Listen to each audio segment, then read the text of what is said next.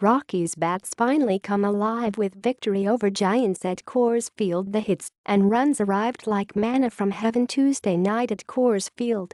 For what had seemed like a baseball eternity, the Rockies had failed to deliver big innings built on timely, back-to-back swings, but they finally arrived in a 9-6 win over a bad San Francisco team that lost for the 10th time in 12 games.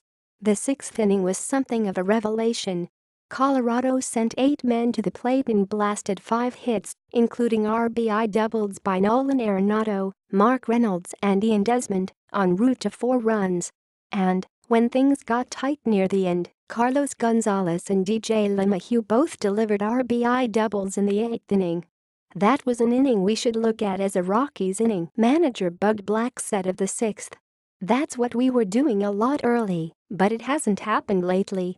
But we came through with runners in scoring position, 5-4-12, so that was good to see. 8 different players notched RBIs for Colorado, something that hadn't happened since a 15-12 loss to Washington on April 25 at Coors Field. This is the kind of game you need over a long season, catcher Jonathan Lucroy said after his 2-for-4 performance. Sometimes the pitching picks you up and sometimes it's the offense. Tonight, our offense came through for us. Colorado's victory, combined with Milwaukee's 9-3 loss at Cincinnati, increased Colorado's lead over the Brewers to 2-1/2 games. St. Louis, which beat San Diego 8-4 Tuesday night, trails the Rockies by 3 games. The Giants, meanwhile, owners of the second-worst record in the majors, fell to 0-9 at Coors Field this season, the first time the Rockies have ever beaten a team 9 times in one season at home. Another positive jolt for Colorado's hibernating offense arrived in the 4th, when Trevor Story mashed a 423-foot solo home run to leadoff starter Ty Blach, the left-hander from Regis Jesuit High School. It was Story's 19th homer, but his first in 61 at-bats. Story's home run woke up a sleepy crowd of 24,245, the smallest at Coors Field since 22,461 for a game against Washington on April 26. Rockies manager Bud Black came into the game planning to utilize a bullpen start. That is, use a number of relievers and substitute arm early and often. The strategy worked early, but it fell apart late. Tyler Chatwood was the first man on the hill. The right-hander's start wasn't pretty, but it was effective enough.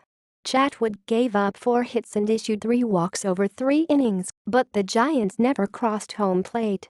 With 2 on and 1 out in the first, Chatwood escaped by getting Brandon Crawford to ground to second baseman DJ LeMahieu, who started a double play. Then, Chatwood got another double play in the second. "That's what I do, I get ground balls, that's why traffic on the bases doesn't bother me too much," he said. But Chatwood's big moment of truth came in the third. With 2 out and the bases loaded, manager Bud Black stuck with Chatwood, who rewarded his boss's faith by striking out Hunter Pence with a changeup on a 2-2 pitch. The Giants nicked left-hander Chris Rusin for a run in the 5th, cutting Colorado's lead to 2-1.